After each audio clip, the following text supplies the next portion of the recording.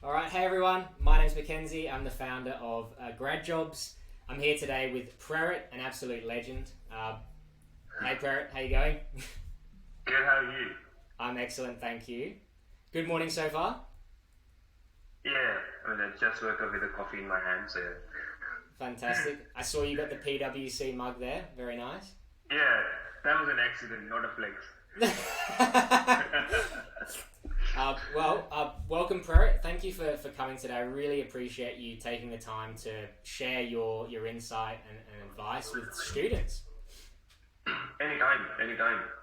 Awesome. All right. So what I'll do is I'll just give you guys a bit of a background on Prerit's journey so far. So we're gonna give you a bit of a background, then we're gonna dig into the beginning of the story and work through from that point until now, and just draw out some insights and learnings that he's had along the way, because he's had a very interesting journey so far. Just to give you guys a bit of a background, he is a data analyst, right, at PWC at the moment, and so he started off a little while ago, I guess quite a few years ago, as a partnership head for a poetry organisation, which is fascinating. We can jump into that. He then worked for Uber, kind of like me, which is pretty funny, over in India, and he helped launch Uber Eats, a city of 1 million people, which is pretty awesome. He then jumped into his master's degree in Australia, and he worked in customer service as a chef, I believe, and did an internship as a data analyst for a luxury brands or luxury goods company, and now he is working at PWC. Have I missed anything? That's my... Yeah, no, all good. Just a sec, that's my dog being cheeky. Oh, very cute. What's his name or her name? Thor. He's a he. Thor? Thor. Yeah. Amazing. No. Move. Go. Good boy. Very cute. Yeah, sorry about that. All good. Being cheeky. So yeah, I guess why don't we just start at the beginning? So you, before you decided to pursue your masters, you were working as a co-founder / partnership head for a poetry organization. Could you tell us a bit about that? Sure. So back in my city, back in India, I grew up in a very small, city of 1 million people, and I used to write poetry, but I could just give me one sec. All good. Back in my hometown, we didn't have a platform for young poets like me. We had platforms for the professional poets, but there was always a lack of platform for poets like me, still starting out, and there was never a community of young poets. So my basic idea was to first start a community of young poets, similar to Dead Poet Society, where all the poets can come together, discuss their poetry and other random stuff. And from there on, we had a good response. Then we were like, okay, if we are getting a good response on this, why not organize poetry events in cafes and restaurants? So we reached out to cafes and restaurants, and we noticed that there are certain hours of the day where the cafes, the restaurants are dead. There's no one coming in. So our pitch to the cafes was, we'll bring you people during these hours, like 100 people, and some of them would be poets, and some of them would be their friends or audience coming to listen to their poetry, and they liked the idea, and that's how we started. And we gave a platform to more than 250 poets in almost 3 years, and also was the only organization in my city to have organized an event in one of the World Heritage sites. So it was a pretty exciting journey, helping out people, just like you help students get jobs. Back then, I was helping young poets get a platform so they can share their poetry with the world. Yeah, it was exciting. That's so amazing. Thank you. So amazing. I love it. I remember when we first met and you told me about this, and I was just thinking, wow, this is a selling point. And so I'm really interested, actually. I don't think I've properly asked you this before. What was it that got you into poetry? Was it that movie? Not really. For me, back in my school days, we used to have used to recite poetry. Someone else used to write like poetry from other poets. I used to recite poetry in my school competitions and all that stuff. That's how I started getting into poetry. And at one point I was like, if I can recite someone else's poetry, maybe I can write as well. That's how I started. I started in English, then I went to Punjabi, then I went to Hindi, and then I was settled. I was like, Hindi is my language. I think in Hindi. I can write in Hindi, and I can convey my feelings or my thoughts in Hindi better. So that's how I started with poetry. That's fantastic. Does make sense. That's awesome. And so you were there for a couple of years or so, and also during that time, you joined Uber. Yes. So when I was running my poetry organization full time, I was also a full-time student, doing my bachelor's in engineering computer sciences. And as a part of that degree, we were supposed to have an internship. And I was so much into my poetry organization that I did not sit for any placements. Back in India, you have placements where companies will come to your campus and recruit you. So I did not sit for any placements at that time. So I missed on a bunch of opportunities. But then I was also like, I am also interested in computer science. I can't just miss it just because of poetry. So then I took it on myself to find a job. I reached out to a bunch of companies back in India, and one of them was Uber. They were still launching Uber in my city. So I reached out to the manager. I was like, I'm doing this, and this. Maybe we can set up an interview or something, a normal call. And we got on a call, and then things worked out. Fantastic. And so the way you got that was just cold outreach. Yes, in a way. Yes. So I just at that time, if I'm remembering it correctly, I somewhere saw, I think on Facebook or somewhere, I saw that Uber is, I think it was LinkedIn or Facebook, I can't remember now, that Uber is hiring in Chandigarh because they're expanding their services. So I reached out there, and it took the manager like a month to respond, but he responded, and then I got in an interview with him, and then another interview with the launch manager or the launch head, and then things just worked out. That makes sense. And how was that experience? Do you think it was valuable? The interview experience, or the Uber, working at Uber in your operations role? Oh, it was really valuable. I learned a bunch of things. The first thing that I learned was it was my first time working in a startup after having my own organization. In my own organization, we were still learning stuff, how to be organized, how to be structured, and all that stuff. My internship with Uber worked as a catalyst.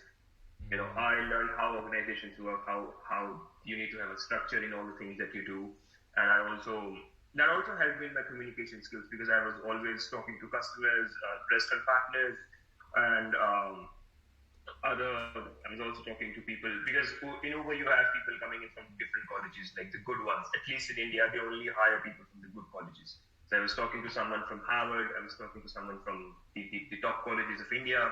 So, when you surround yourself with people like that, you also aspire to become like them. That was also a good point for me at that time. Other than that, what else? My communication skills, my interpersonal skills, surrounded by good people, motivating people, and just general, how to function in a corporate environment. So that was my entry to the corporate world. It was a good experience, a huge learning experience, I should say. Definitely. And so then you, around this time, it looks like, or a bit later, you decided to pursue your Masters of Business Information Management and Systems at La Trobe. Yes. So,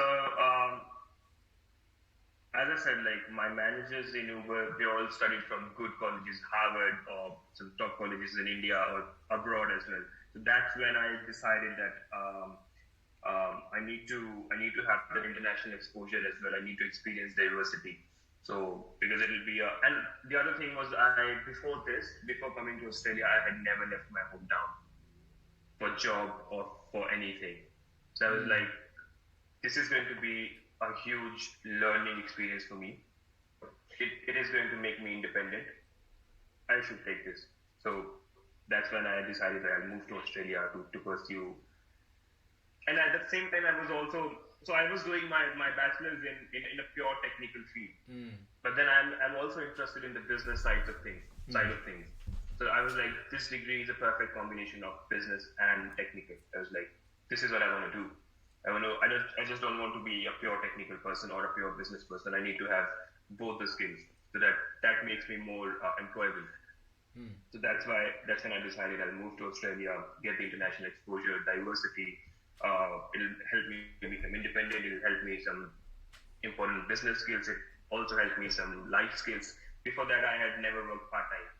So that was, and never as a chef or anything else. That was also a good learning experience there. So yeah. Brilliant. And out of interest, I don't think we've actually discussed this before. When you came or decided to pursue your masters, did you have a clear goal? Did you kind of, because you're quite you seem like you're quite an artistic, kind of creative person.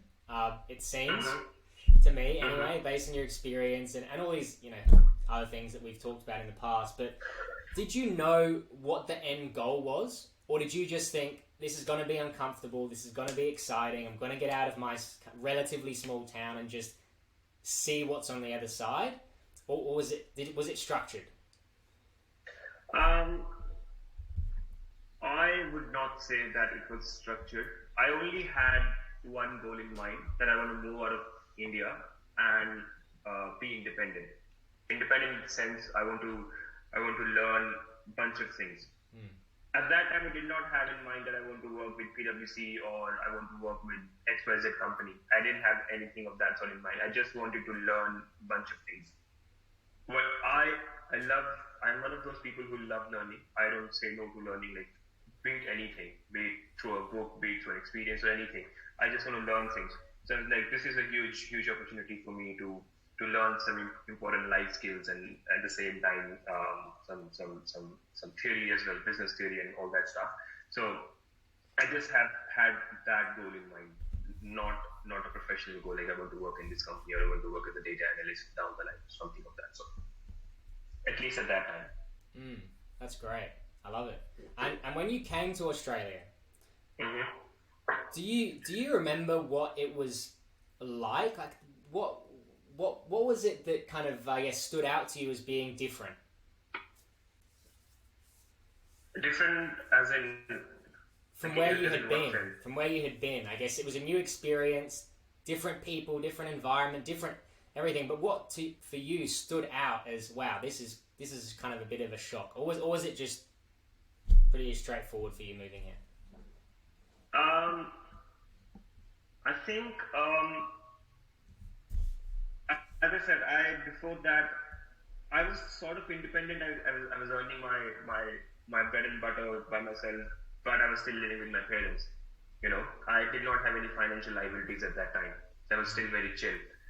But after coming here, one thing that I decided was that I am never going to ask my parents for money for my livelihood. I'm gonna do part-time jobs or whatever it takes to at least earn a decent living for myself while I'm studying. What surprised me was that people are working at 2 jobs, 3 jobs, and still studying full time, and the people who are driven are so driven. What else? Apart from that, funny enough, when I first came to Melbourne, I was like, this is just like my hometown. Really? Because the greenery in Melbourne and the parks and everything, it reminded me of my hometown. It was very, very similar. So that was a bit of a good thing there, that I was not missing home that much initially. Yeah, but nothing. Say, I can't remember like it was something that really stood out. At least I can't remember anything right now. Yeah, no, that's great. That's great. And so you got here, you started with your degree, and I know you got at least a couple of kind of part-time jobs. So one was in customer service, and it was collecting debt. Is that right? Yes. Collecting debt. That is, what an experience. Oh, it was an interesting experience talking to Aussies, and we had all sorts of people on the call. Some were super nice, some were super rude, some were denying that they own any debt with the government. It was again, it also helped me in my interpersonal skills. I had interpersonal skills, but dealing with Indians in India. Yeah. So this was my chance.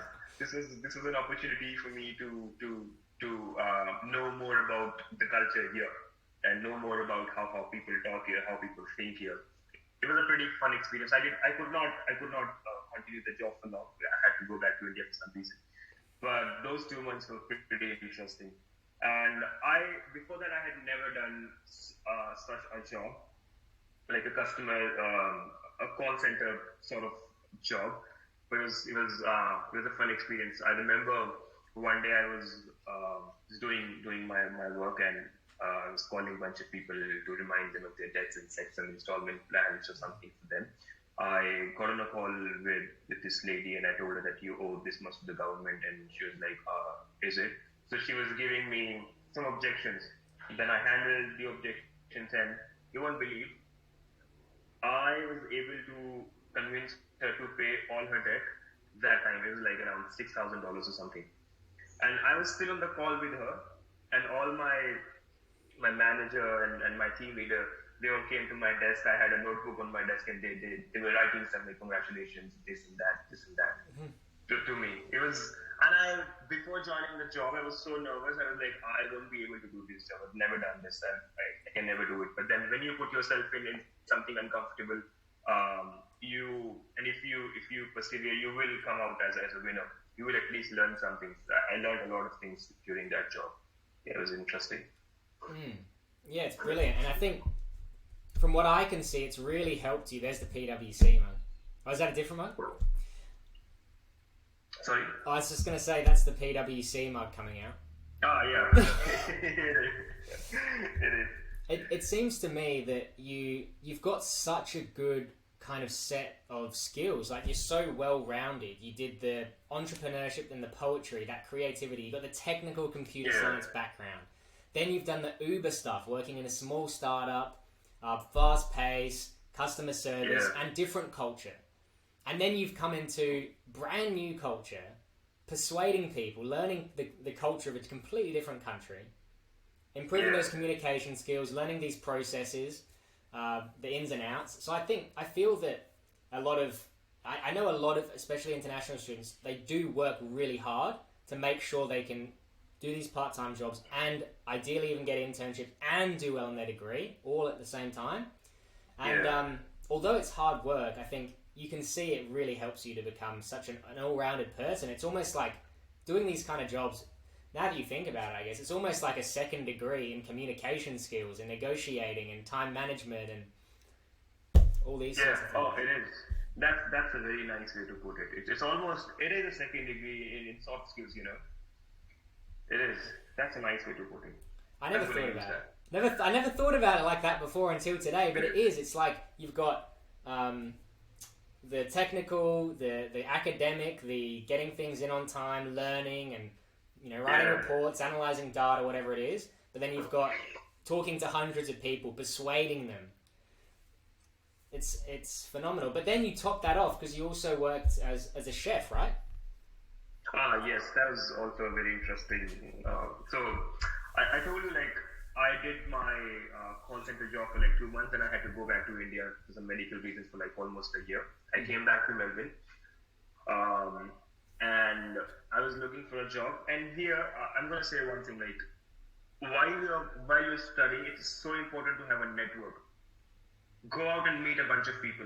You don't know who's going to help you, and when are they going to help you. You never know.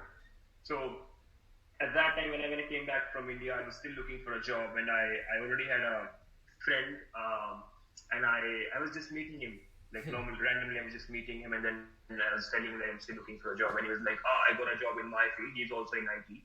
He's like, "I got a job in IT."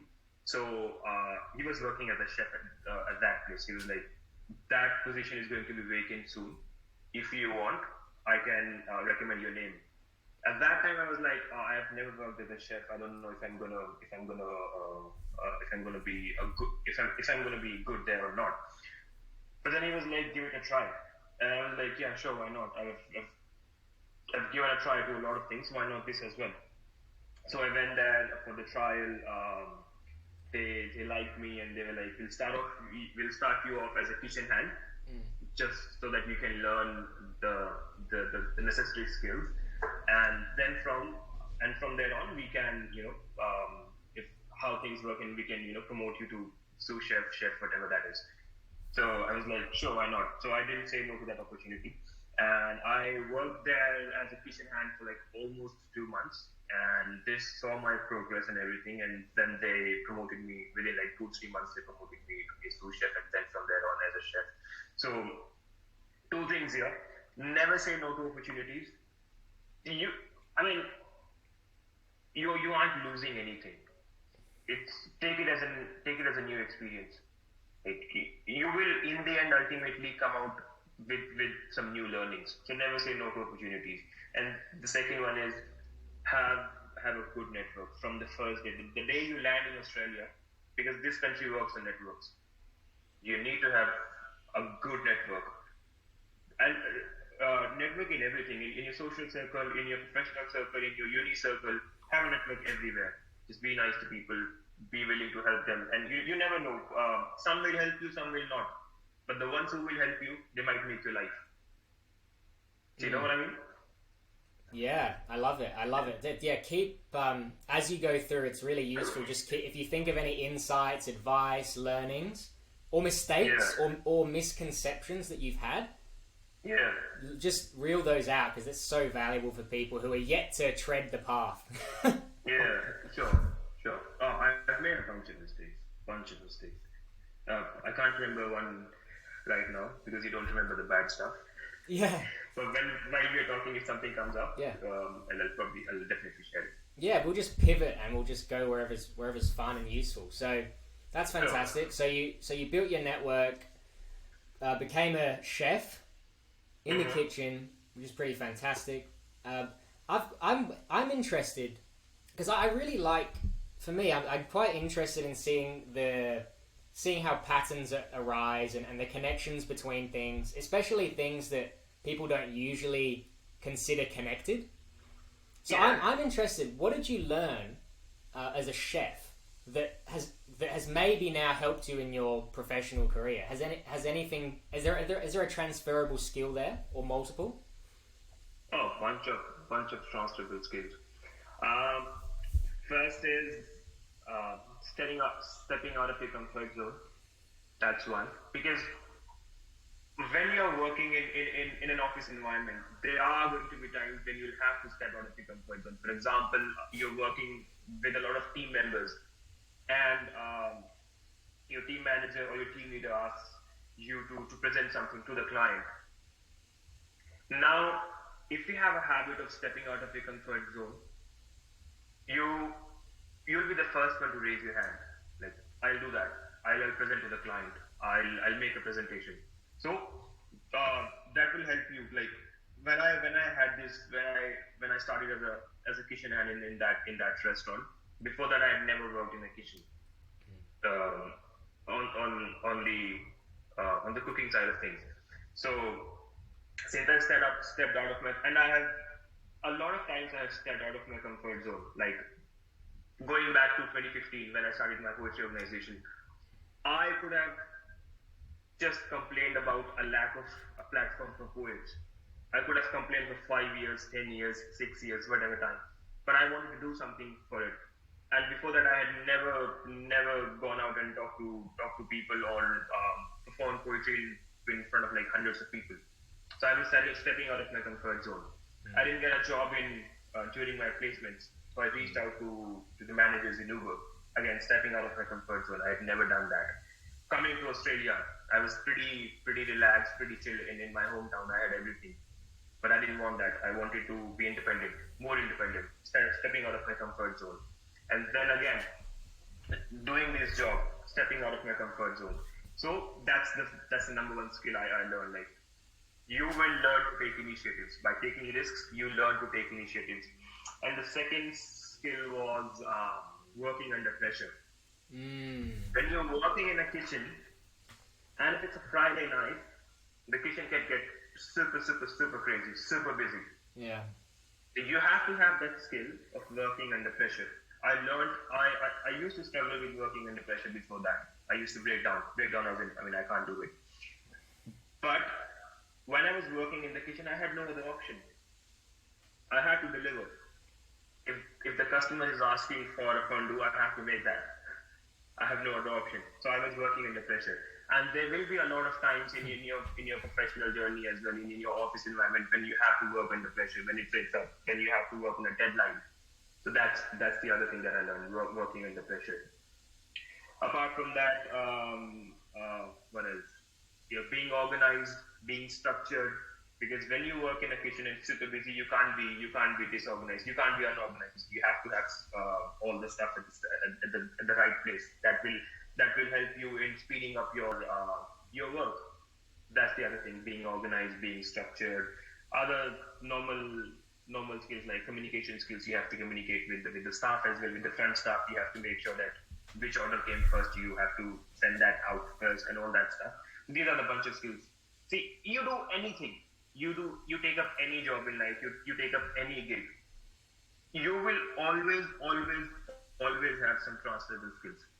It could be as small as small talk. It could be interpersonal skills. It could be anything. But you will, in any job that you do, you will always have some transferable skills. That's what I believe. Fantastic. Yeah.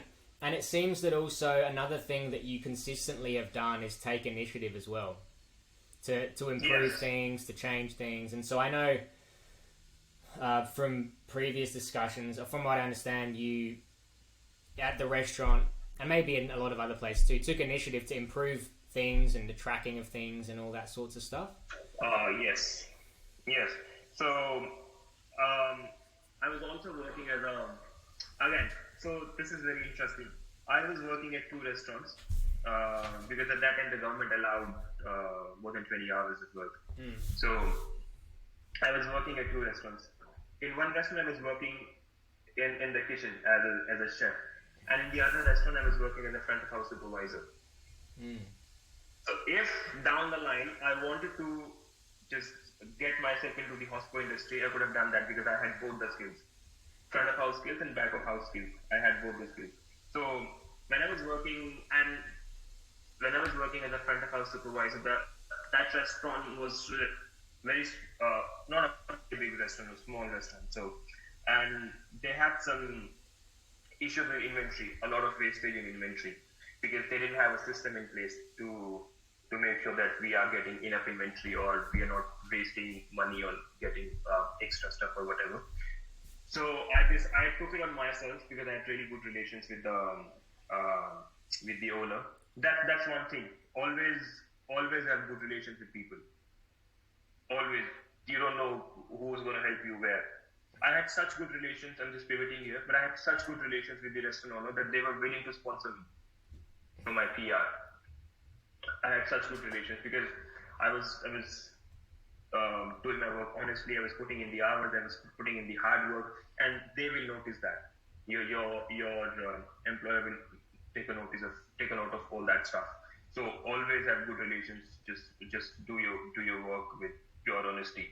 So yeah, I noticed that they had some issues with the inventory. There was a lot of wastage in the inventory, and during some like busy nights, for example, on a Friday night, when a very popular item was running out of stock.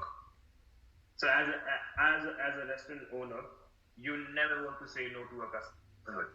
And I had seen my owner, and I've done that myself. I had to say no to a customer. A customer is coming on a Friday night expecting the best night for them. And if they don't get the stuff that they want, it's a very disappointing thing for them and for the restaurant as well.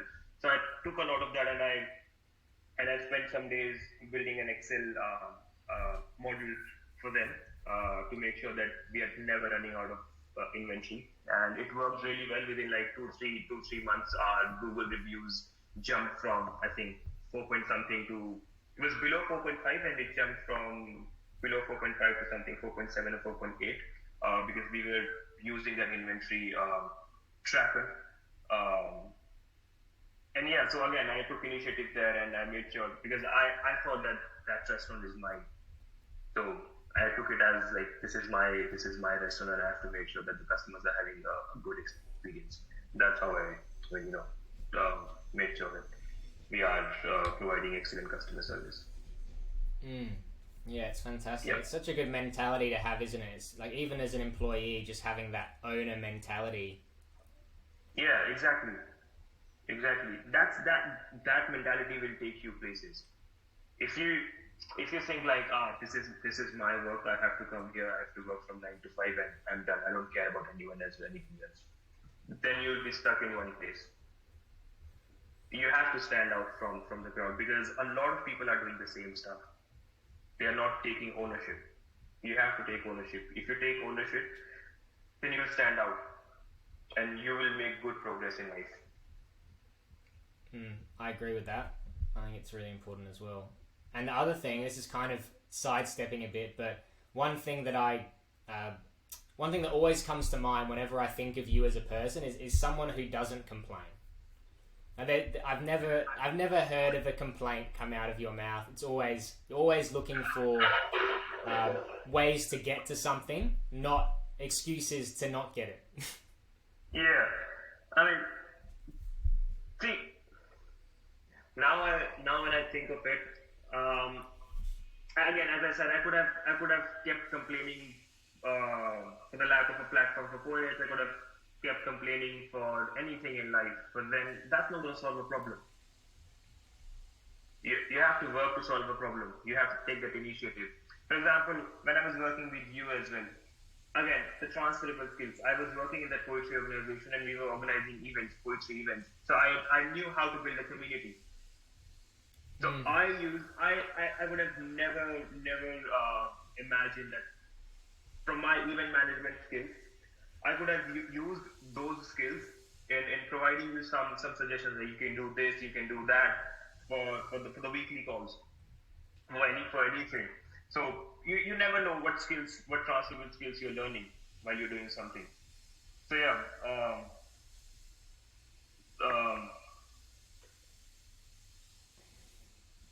complaining will never take you anywhere. I think complaining is the first step. So by complaining, you are agreeing that there is a problem. You're acknowledging the problem. But then a lot of people will do that. I complain about stuff, but then I don't stop there. I take the next step. First step is acknowledging the mistake or the complaint, whatever that is. But then the next step is to take an initiative, to think how you can improve, how you can do things differently. 99% people will stop at the first step. Only the 1% will take the next step. And if you take the next step, you're already way ahead of other people, you know? If that makes sense. Definitely. And I think that's, like, for me, I've noticed, because I've obviously, kind of like you with your poetry stuff, my area is helping people get jobs, especially students and grads. And one of the first things that I always kind of try and hammer home into them is that, to get results, you really, you have to take responsibility and accountability. You can't just say, I bought a degree, or I got this, and it's going to get me the results. You need to take ownership. Otherwise, because really, no one's going to take ownership for you. Who's going to change your life other than yourself? No one's going to come in, magically get you this job, and say, here you go, here's a job that you didn't work for. You've got to work for it as well. Anyway, I think it's a good point you raise. Yeah, just one thing here. After I got my job at PWC, I posted on LinkedIn. A lot of people started, and I mentioned you in the post as well. And that post surprisingly did very well. It had 10,000 or 20,000 views or something. Yeah. I can't remember now. It was a lot. A lot of people reached out to me asking about you. like how's Mackenzie, is he good or not? So I used to always tell them, give me a call, because I can't do a lot of texting. I was like, give me a call, we'll talk about it. And then they used to ask me, like, is it a guarantee that I'll get a job or something? And I used to tell them the same thing. Mackenzie will help you in getting a job. He will not get a job for you. It's your responsibility to put in the work. It's your responsibility to make sure that you're doing everything that he says. He knows his stuff. You have to follow him. You have to follow his course, whatever he's teaching. And at the same time, ask for his help. He is always there to help you, because I know I've asked a bunch of times, like, Mackenzie, I'm having an interview. Do you mind getting on a call for a mock interview or something? And you never said no. So I was like, there are two things. First, have clear expectation setting that he is not going to get you a job. It is your responsibility to get a job. But he will always be there to help you. And the second thing is, you also have to ask for help. If you don't ask for help, no one's going to help you. Everyone's so busy in their lives. You have to ask for help. And it won't make you a smaller person if you ask for help. That's so fantastic. That's so fantastic. All of these little things are just kind of almost little character traits that will just take you to the next level. With all of this stuff. Like, my mum, she always used to say, it's so hammered into my brain. And you can see, like, with our strategies and what we do, this one thing is incorporated into everyone. It's, if you don't ask, you don't get. You don't ask, you don't get. And that's what I love about you as well. Yes, you followed what I was saying. And not only did you follow what I was teaching, you questioned it. You said, why is it like this? Why are you doing this? Can we change it to this? You were even saying to me, how can we improve the calls? How can we improve the content? And then you never, you're always asking for things. And if people say no, okay. But, with me, I obviously, I want to help you. And when you ask, I help. So I love that about you as well. Thank you. So many gems you've got. I was gonna cover something else, but it slipped my mind. Anyway, let's move on. Maybe if you have anything else, let me know. So, you then had a pretty awesome internship opportunity. Which was a bit of an unusual one. Like, it's all of these, and if we go look back at this stuff, in your first experience, it's entrepreneurial. You just made the experience. Yeah. Uber, you created this. You reached straight out, and I'm sure you also reached out to a lot of people who didn't even respond. You got this other job as well, the restaurant jobs network. Created the opportunity. There was never an advert there, right? And then with this internship. This also seems quite unique. It was an opportunity that I believe came out of a form of relationship. Could you talk us through how you got this data analyst internship at La Trobe? Sure. So at that time, in our uni, we had two subjects where we were supposed to work with a client. And it was initially supposed to be for, I think, 6 months or something. Where you have to help a client with his the data set and do some insights and create the Power BI dashboards for them. And we were doing initially, I think it was supposed to be for 6 months. Then we were doing some good stuff, so they extended it for another 6 months. We ended up doing that for 1 year. And to be honest, I think this was because of my university. Because it was a part of our university course, so we were supposed to do that. But in a way, it was served to us on a platter. This internship, I'm going to be honest, this was served to us on a platter. But again, you have to work hard to make sure that you're delivering top-notch content or services to the client, and we did that. So the clients were happy with our work, and they extended that to another 6 months. And sorry to be disappointing, but there's no exciting story coming out of this internship. But so was it through a course that was mandatory for your degree? So did everyone get this opportunity? Yes, everyone got this opportunity. Okay. To, I didn't realize yeah. that. That's good. That's great. Go to Latrobe. I don't know if they still have that subject. Yeah. A lot of things have happened in the last 2 years because of COVID. A lot of professors or teachers lost their job and all that stuff. But I'm still in touch with my professor, a lot of professors. Again, coming back to the network thing, always keep your network warm. Always keep talking to people. This reminds me, like when I was doing your course that you teach, I was reaching out to a bunch of.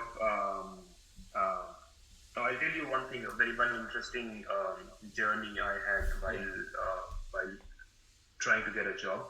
So um, I came across this job advert on LinkedIn. It was the aged care provider, and they were looking for a data analyst.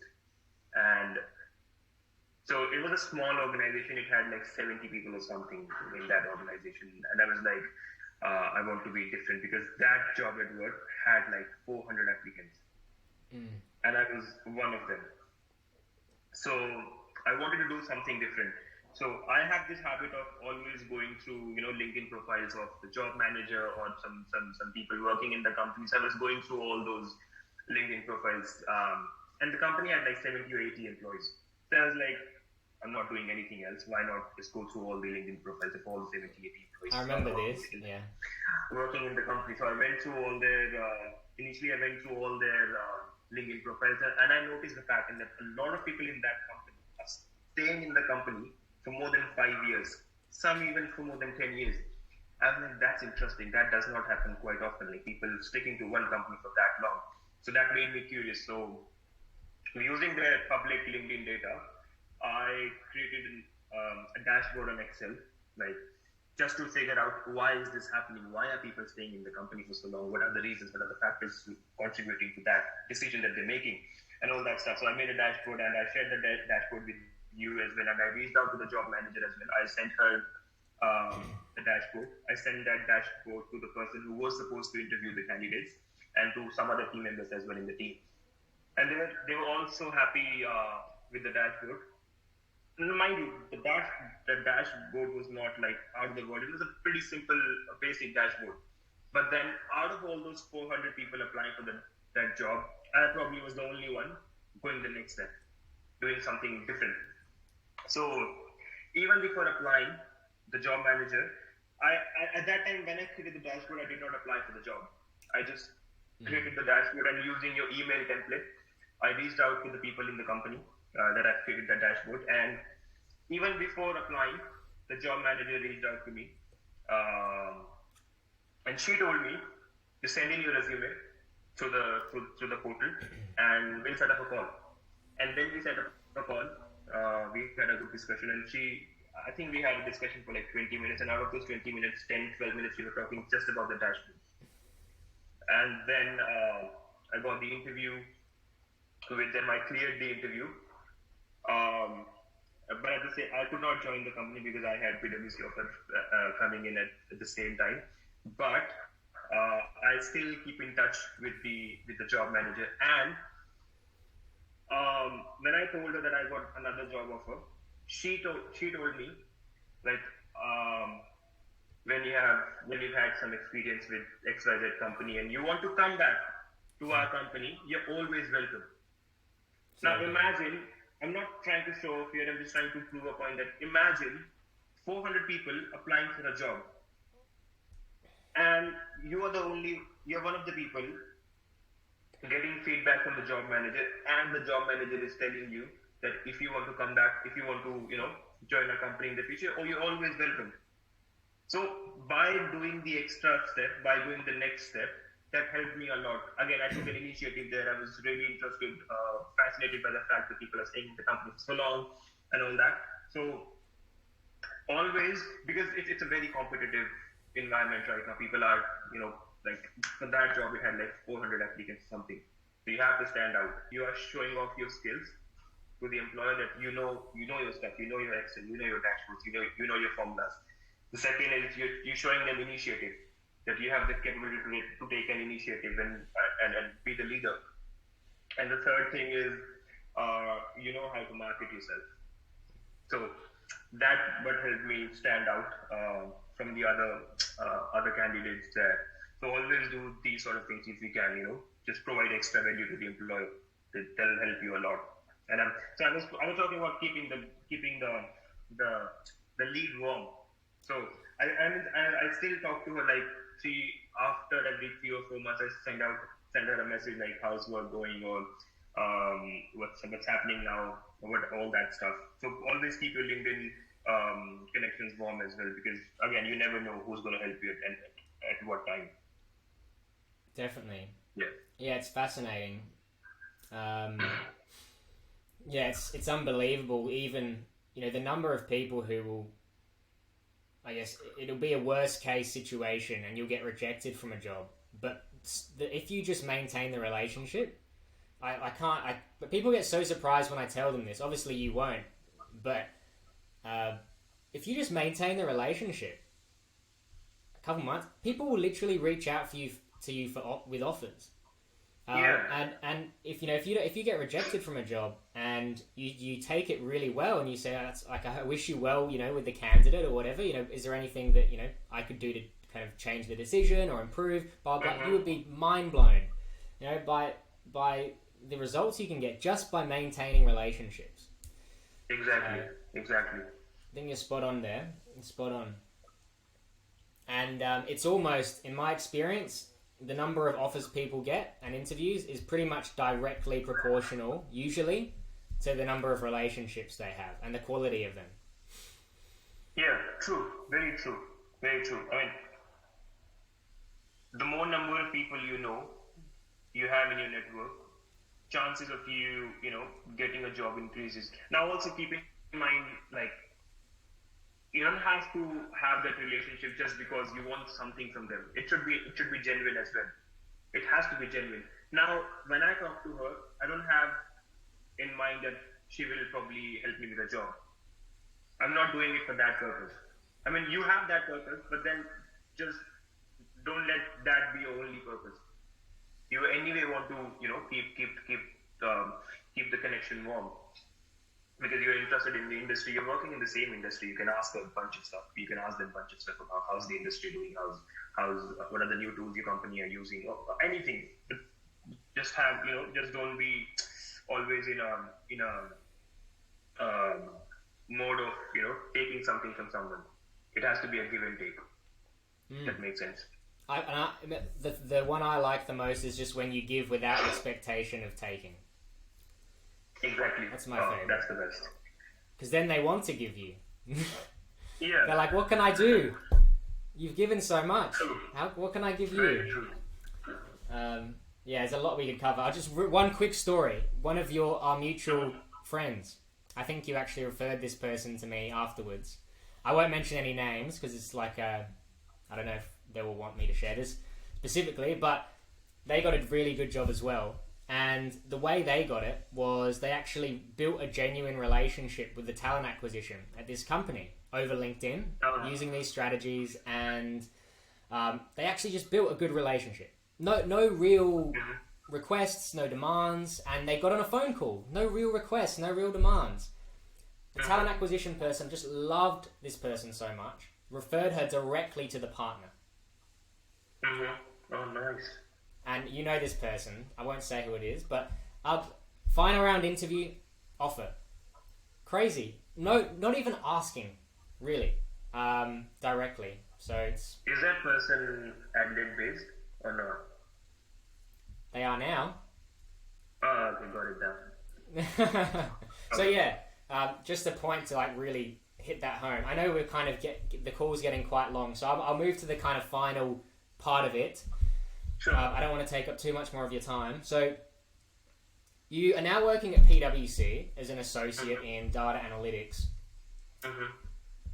What would you say for you was the secret sauce behind this outcome? Because this is for most people, by the way, and I speak to thousands of students and grads in Australia and across the world. So many of them will say, I'll say, what's your dream? Like, what's your dream job? If you could have anything, where would it be? And they'll go PWC or Deloitte, KPMG, EY. So was your secret sauce? Obviously, you don't have to give away too much, but just anyone watching to kind of so they can get a bit of an understanding of how you may have achieved this.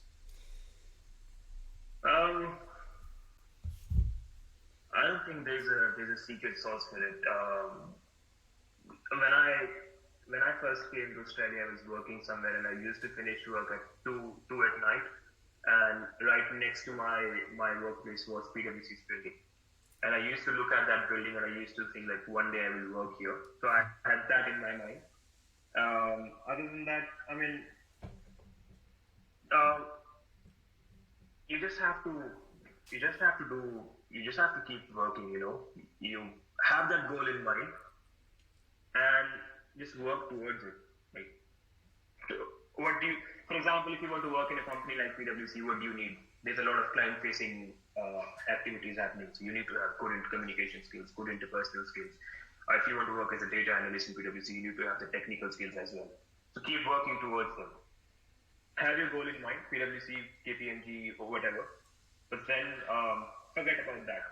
That's how I did it. I mean, I used to look at the building and I used to think that I want to work here. But then I forgot about the end goal.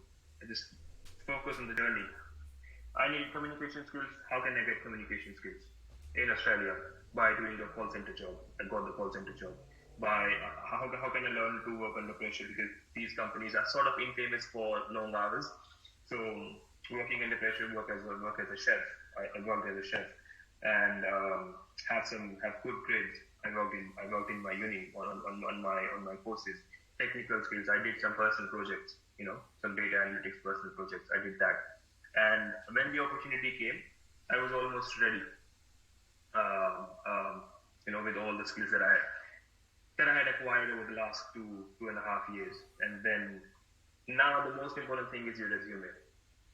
A lot of people, they are very talented, very, very capable of doing amazing things, but they don't have a good resume. That's really important. That's why you remember I told you, like, you can do one resume review just so that the people can understand how does a recruiter think, what do they want to see in a resume, so they can get those insights and they can work on their resumes. Had I not had a good resume, I would not have gotten into PWC. So having a good resume is also very important because that's the first step. Because that's the first thing that the recruiter will see.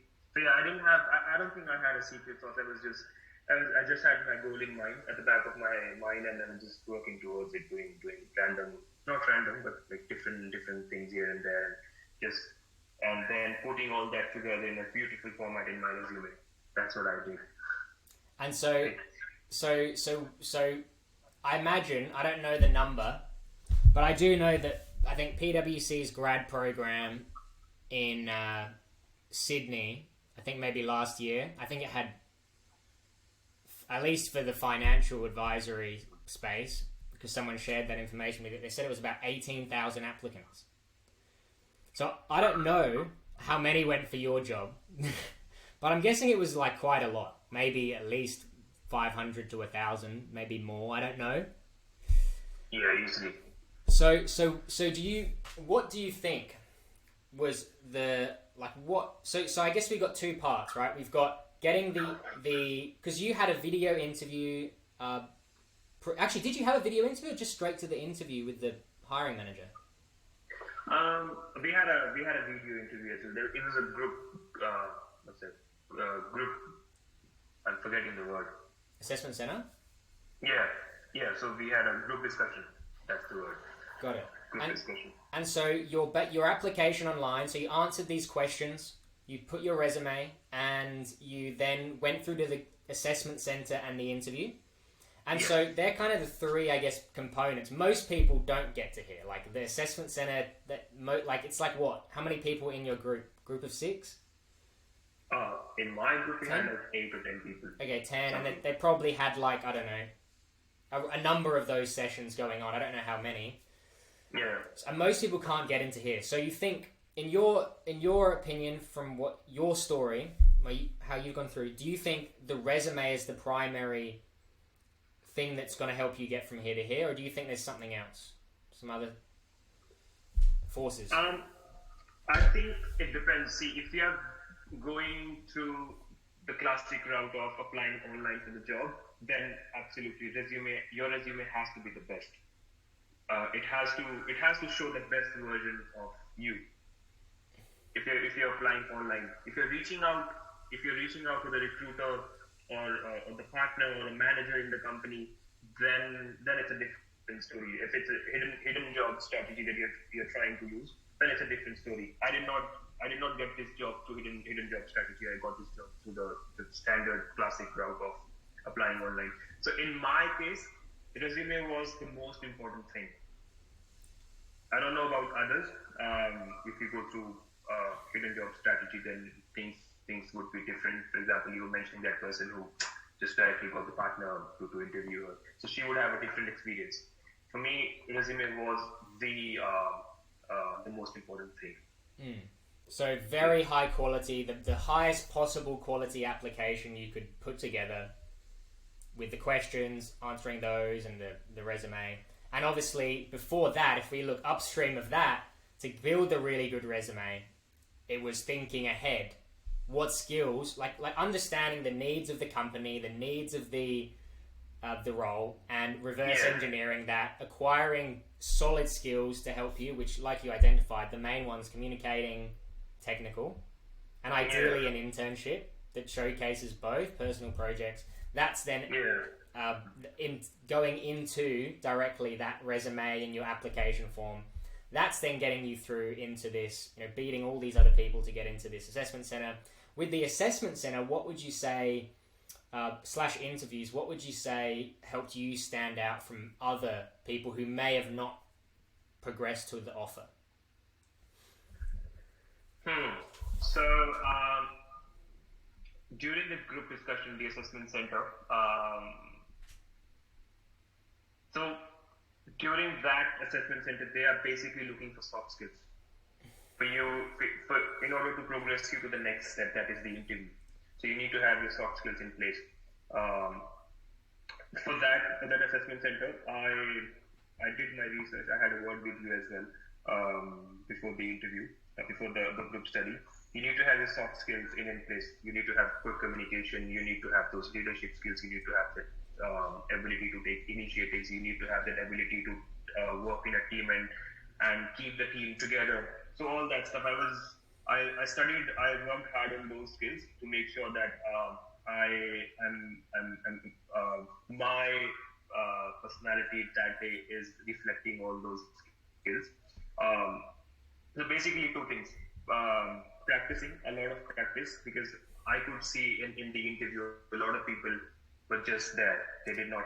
I could see when they were talking, they did not practice. They did not do their research. How these things work.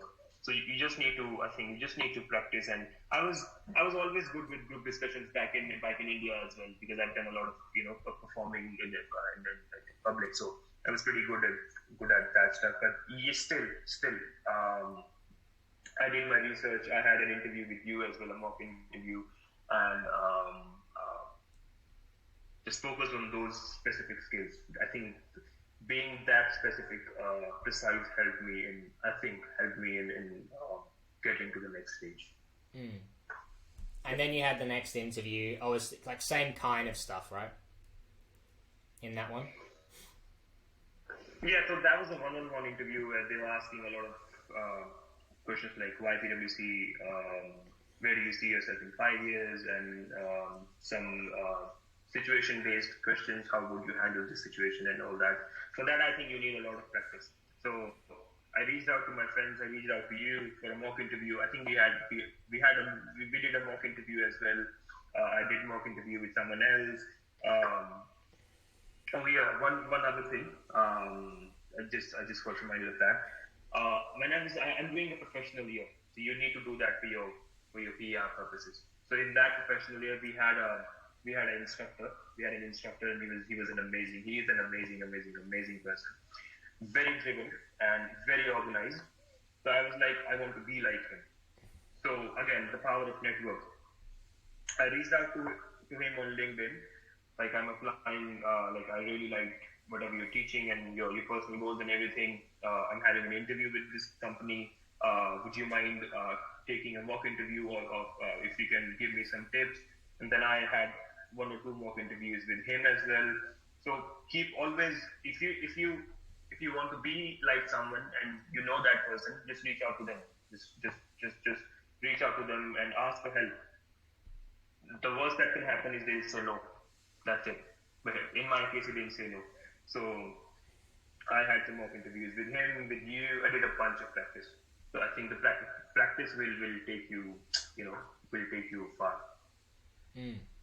Fantastic. So you got the offer, and I know we're going real. Do you have like a couple more minutes? That's fine. Yeah. So just quickly, what is it really like working at PWC as an analyst? We all want to know.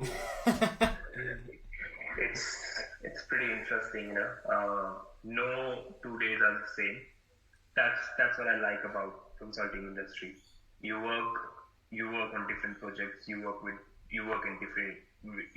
clients from different industries. So in the past 4-5 months, I have worked with teams in Melbourne. I've worked with teams in Sydney. I'm working with a team in Canberra right now. I've worked with a team in Perth, and all on different projects. I've worked with government projects. I've worked with the energy sector. I have worked with the council level. I'm going to start work on health sector now. So you get to learn a lot of different things. And the other thing is having a good team. Our team is like super amazing. We all go out because most of us, we moved here from Melbourne, Sydney, and different places. No one's a local redhead. So we always stay together. We always go out together, like on Friday nights. And after this call, I'm going out with friends for shopping. All my office friends. So it's an amazing culture, and everyone is willing to help you. You just have to ask for help. They are always willing to help you. It's an amazing culture so far. Some days, you have to work longer hours, but that's fine. That's part of the job. Fantastic. And if you are, say you're speaking to someone who wants to kind of follow in your footsteps, or they want to just get a good, they want to get a good job when they graduate. Would you, if you had to provide, say, a couple of tips, your biggest tips or tricks to them, what would they be? What would you say?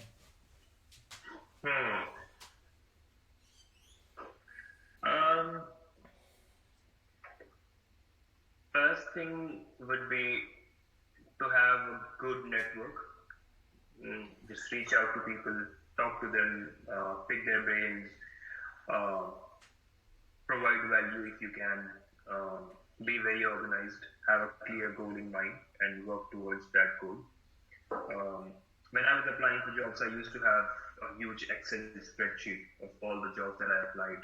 Did I get a response? No. Then I reach out to the job manager. If I can find the job manager, reach out to them on LinkedIn, and you just have to keep working hard. And don't lose hope. That's one thing. I think I got lucky that I got a job in 3 months, 2 or 3 months at that time. I know a lot of people struggle for like 6 months and 8 months, and after one point they give up. Never give up. Just keep working towards your goal. Yeah, and have to have the basic skills in place: communication skills, interpersonal skills, and whatever your industry. If you're working if you want to work with a data analyst, have those technical skills in place. And ask for help. Ask for people like McKinsey. Ask for their help. They're there to help you. Fantastic. Yeah. And the last thing I'll say, something I was going to bring up earlier, but I just slipped my mind, was Prerit talks a lot about having a network and relationships. And like, when he says this, he doesn't just say it lightly. Like, I think I've had quite a lot of clients now, quite a number, but the number of people that I speak to and they say, Prerit told me about you, is large. He's definitely the person who kind of I guess, refers the most people to me, and they don't always become clients, but he definitely has a reach. He definitely has a reach. And I think actually the people that you have referred have all been fantastic as well, and they've got really good results, which is pretty awesome. So you're giving value to a lot of people, and obviously receiving it is back in bucket load. So you definitely practice what you preach. Yeah, I mean, see, I found you. I was really, really lucky and blessed to have you help me in my journey. So why not give my friends as the same opportunity that I had working with you? If I had good results working with you, why not them? So that's and a lot of people that I referred to you, they reached out to me on LinkedIn, and then I was having a conversation with them for like a month or so, and then I referred you to them, because if I found like immense value from your mentorship, why not them? Yeah. No, I really appreciate it as well. It's very kind of you to do that. It obviously makes it all worthwhile. You know, when I get someone who's raving about what we do. So thank you. I appreciate it. And you already know this, but I'll say it again. I think you're amazing, and you've been a blessing of a client for me as well to work with you. You know, it's always been fantastic. You know, and I look forward to just keeping in touch, seeing what you do. I see what you've done over 4 or 5 months. I can't even start to imagine where you'll be. You know, what your LinkedIn's going to look like in 4 or 5 years. It'll be amazing. Yeah. I look forward to it. Thank you so much. So, and thank you for taking your time on a Saturday morning. I know you've got lots of stuff on. You're a super busy guy, so I'll let you get back to it. But thank you. I appreciate it, and I'm sure people find a lot of value in this. Yeah, thank you. I really hope that it reaches out to a bunch of people, and they can do what I did, with your help. Likewise. Thank you very much. All right, I'll catch you soon, mate. Bye.